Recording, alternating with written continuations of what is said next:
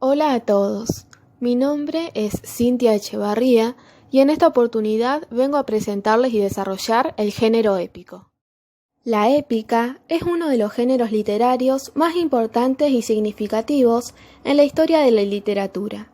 Se trata de uno de los primeros géneros que se utilizaron, considerando a Homero como su padre precursor.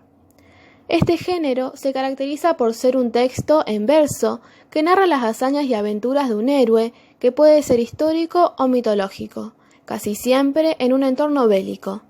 La Ilíada o la Odisea son dos de las primeras obras épicas de nuestra historia, pero por supuesto hay muchísimas más. A continuación, profundizaremos en las características del género épico, valiéndonos de ejemplos y adentrándonos en la vida y obra de Homero. Para comenzar, ¿qué es el género épico? Muy bien, como anticipábamos hace un instante, la épica es un género narrativo en el que se presentan hechos legendarios o ficticios relativos a las hazañas de uno o más héroes, y a las luchas reales o imaginarias en las que han participado estos héroes, ya sean inventados o de sueños. Su forma de expresión tradicional fue la narración en verso, cuya finalidad última era la exaltación o engrandecimiento de un pueblo. En algunos casos, la épica no tenía forma escrita, sino que era contada oralmente por los rapsodas, es decir, por recitadores. Con posterioridad, la épica adoptó también la forma narrativa en prosa, incorporando elementos de descripción y diálogo y dando lugar, en primera instancia, a la novela de caballerías, a la novela picaresca o antiheroica y posteriormente a la novela realista o burguesa. Podemos decir, entonces, que hablamos de un género literario que ha sido considerado como el más antiguo, y es que ya en la antigua Grecia nos encontramos con importantísimas obras épicas que marcaron un antes y un después en la historia de la literatura. En cuanto a su origen, nos situamos en el siglo VII a.C., momento del que se tiene constancia por el aparecimiento del primer texto escrito de este género por Homero. Veamos ahora algunas de sus características principales. Uno de los elementos más destacados es que la épica habla sobre un héroe y las hazañas que logró. Se trata de una narración que puede ser histórica y por lo tanto real, o un relato que puede estar inspirado en la mitología o en hechos legendarios. El héroe que aparece en las obras épicas siempre está idealizado y posee rasgos excepcionales que encarnan el hombre ideal. Una persona valiente, con una fuerte ética, con rasgos físicos ejemplares y que es el modelo del buen ciudadano. Un retrato exaltado que se usaba para instruir a la sociedad de la época. Otra de sus características más definidas es que se halla colmada de elementos sobrenaturales, como por ejemplo la aparición de personajes míticos, dioses, demonios, ángeles, entre otros. De esta forma, nace una narración repleta de acción y de significados morales. Notarán que, como mencionamos con anterioridad, uno de los objetivos de este género es lograr formar a la sociedad mediante la enseñanza de virtudes que incumben imitar. También se condenan los defectos y se castigan a las obras con un destino trágico e irreparable, para que así la sociedad quisiera siempre hacer el bien y evitar el mal. Otra peculiaridad del género épico es que incluso en la actualidad, estos textos nos aportan una información histórica y cultural muy significativa. Los poetas griegos dejaron relatados elementos propios de su tradición, como por ejemplo los mitos y las leyendas, así como episodios de la historia.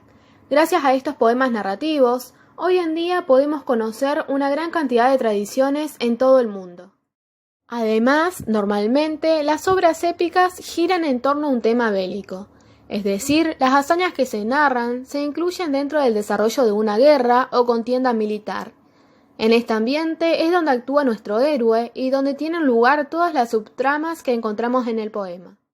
Finalmente, no debemos olvidar que en los poemas épicos también está muy presente la religión.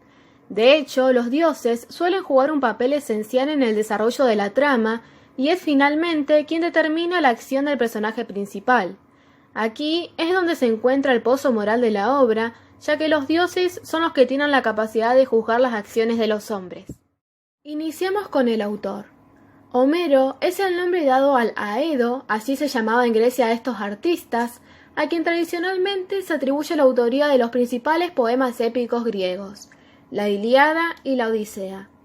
Desde el periodo helenístico se ha cuestionado que el autor de ambas obras fuera la misma persona. Sin embargo, antes no solo no existían estas dudas, sino que la Ilíada y la Odisea eran considerados relatos históricos reales. En palabras de Hegel, Homero es el elemento en el que vive el mundo griego como el hombre vive en el aire, admirado, imitado y citado por todos los poetas, filósofos y artistas griegos que le siguieron. Es el poeta por antonomasia de la literatura clásica, a pesar de lo cual la biografía de Homero aparece rodeada del más profundo misterio, hasta el punto de que su propia existencia histórica ha sido puesta en tela de juicio. Adentrémonos ahora en la Ilíada de Homero. La Ilíada es una epopeya griega atribuida tradicionalmente a Homero. Compuesta en hexámetros dactílicos, consta de 15.693 versos y su trama radica en la cólera de Aquiles. Narra los acontecimientos ocurridos durante 51 días en el 10º y último año de la guerra de Troya. La fecha de su composición es controvertida. La opinión mayoritaria la sitúa en la segunda mitad del siglo VIII a.C., pero hay algunos estudiosos que pretenden situarla en el siglo VI a.C., mientras otros defienden que hay algunas partes del poema que deben ser muy anteriores, como el catálogo de naves del canto segundo. A modo de conclusión, veamos un breve argumento de la obra. Como hemos mencionado anteriormente, la Ilíada narra la cólera de Aquiles, hijo del rey Peleo y de la Nereida Tetis, su causa, su larga duración, sus consecuencias y su posterior cambio de actitud. La ira del Peli de Aquiles termina junto con el poema, cuando se reconcilia con Príamo, padre de su enemigo Héctor, momento en que se celebran los funerales de este. Y así llegamos al fin de este video. Espero que lo hayan disfrutado y los invito, por supuesto, a leer la obra presentada. Saludos.